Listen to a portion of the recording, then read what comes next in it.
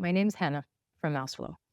And today we're going to talk about filters and the way you can use them to slice and dice your data any way you want to help you focus on the things that really matter. Let's start with what we have here on top. What we have here as options are, of course, date filters, which you can imagine work like anywhere else. You can pick and choose whichever dates suit you and then just apply anywhere across the app. Next, we have different groups. You can think of them as segments. By default, Mouseflow segments a few things for you. All recordings, that's not a segment, that's just everything.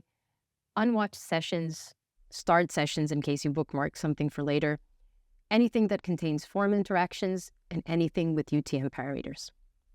In addition to that, you can of course create and save your own segments using filters for private or team use. I will show you how to do that a bit later. What kind of filters can I apply to this list then? Let's look closely at the navigation filters group. Here you can filter by an entry page, a visited page at any point during the session, or an exit page. This is extremely useful if you want to know whether a certain entry point to your journey is affecting conversion one way or another. An entry point could be a landing page of one of your campaigns, for example, or your pricing page. Visited pages might include the checkout or anything else that's interesting for you that you think is affecting the user behavior. And an exit page is, of course, the great place to catch all those people that are leaving and try to understand why. Is it because they've experienced some sort of frustration? Is it missing information? That's a filter that's really useful. So when it comes to tags, think of them as events, things that occur that you want to make sure that you capture. By default, Mouseflow collects a bunch of them. So if you have a bounce or rage clicks, form interactions, speed browsing, we collect all of that, but there's of course ways for you to push your custom tags into the system. Under variables is where you will find all of your UTM parameters, for example, campaigns, medium, source, all those things that will help you make sure that you make the most of your marketing budget.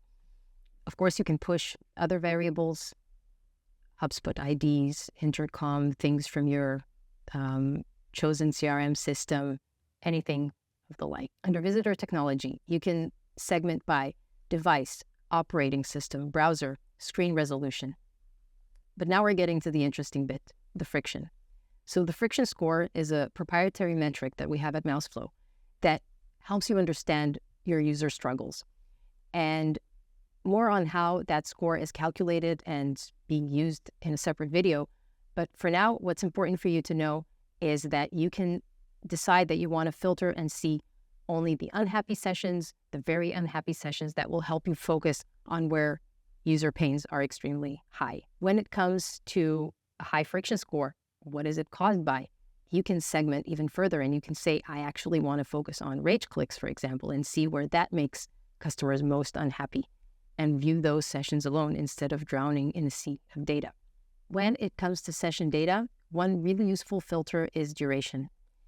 If you see, for example, that you have a lot of sessions that last less than 10 seconds, high chance that you might be dealing with bots. So if your marketing campaigns are getting a lot of those sessions, you might want to check what's going on. Also interesting to look at would be the number of page views. Usually the more page views, the more engaged users are, but that might in some cases also indicate that they're getting lost, that they are getting undecisive between different products or different offerings that your site has. Visitor data, of course, country, region, traffic source, which is extremely interesting. Do you want to look at social media, people that come directly to your website, people that come through an email marketing campaign, search engines? You have those options right in front of you. Last but not least, starred would be all the sessions that you marked to watch later. And watch sessions, of course, you can see what you've already gone through. Now, once you've sliced your data, for example, I'm looking now at phones that are using Chrome, and I want to see, say, the unhappy session. Now, this is great. This was super easy to do, but I don't want to do it every time I'm using Mouseflow. So let me save this, right, as a segment to look at in the future. If you click this small disk, you'll be able to give this a name, unhappy mobile Chrome, for example. And I can decide whether this is just for me or is it useful for my team by using this privacy toggle. And I can decide whether I want to be notified whenever a new session that meets this criteria is actually happening. So then I get an email and I can go jump right in and watch the session. In this case, I'm going to just leave it like this and save it. So you can see right here that now I'm looking at a segment called Unhappy Mobile Chrome. With this, I can easily remove this filter and watch the full list again. So after removing these filters, if I want to apply that segment again, I can just go right ahead and do it from here. One important thing to know about filters in Mouseflow is that they go all across the app. So you can use them on any of our features, be it session replay or heat maps or funnels in this case. Here you can see an example of a checkout funnel. Let's imagine that I wanted to dig deeper and I wanted to see what happened or how did users that visited a certain page, how did their conversion look like?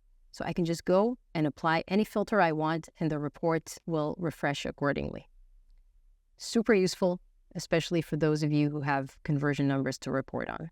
Now, when looking at your session replay list, one interesting thing you should know is that you can click this tiny button here, show and hide sessions per day, and it will actually show you the trend in your traffic for the given time period that you have selected.